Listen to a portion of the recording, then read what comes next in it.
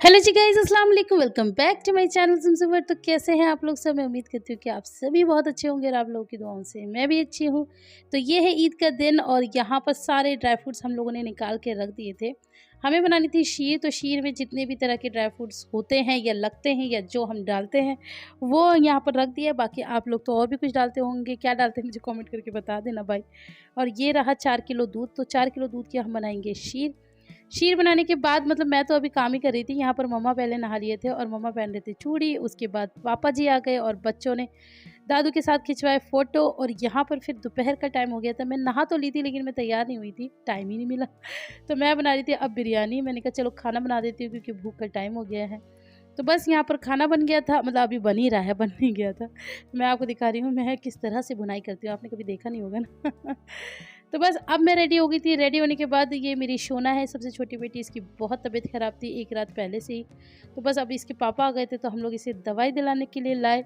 और उसके बाद ये मुझे बाहर ले गए जूस पिलाने, क्योंकि मैं इनसे नाराज़ थी। आप लोगों को पता है मुझे मायके नहीं लेके गए थे, तब से थोड़ी सी नाराज़गी थी। तो अब मेरी नाराज़गी दूर हो गई है। तो बस यही छोटी-मोटी चीज़ों से हम बीवियाँ खुश हो जाती हैं। उसके बाद ये मुझे लेकर आए थे अपने प्लॉट पे। मैंने कई बार अपने वीडियोज़ में ज़िक्र किया है कि हमारा प्लॉट है, तो बस वहाँ दिखाने के लिए लाए थे। यहाँ हमने बनाई अच्छी-अच्छी रील्स और जूस हमने ले लिया है घर पे सब लोगों के लिए।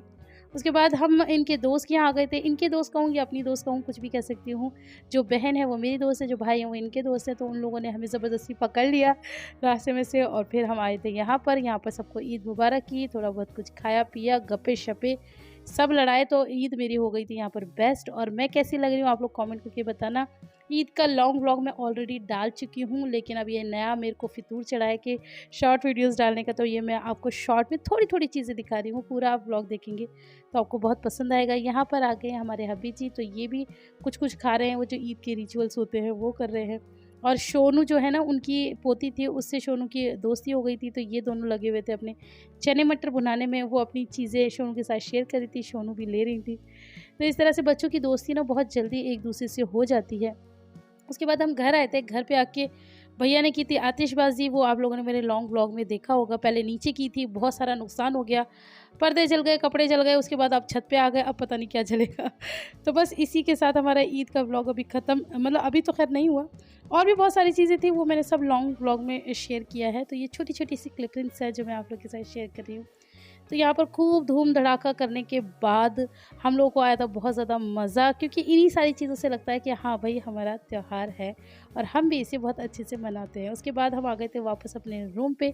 घर नहीं कहूँगी क्योंकि घर तो वही होता है जहाँ बड़े होते हैं। ये है हमारा रूम। तो बस अब मिलती हूँ नेक्स्ट व्लॉग में, तब तक अपना ख़्याल रखना। अल्लाह हाफ़िज़।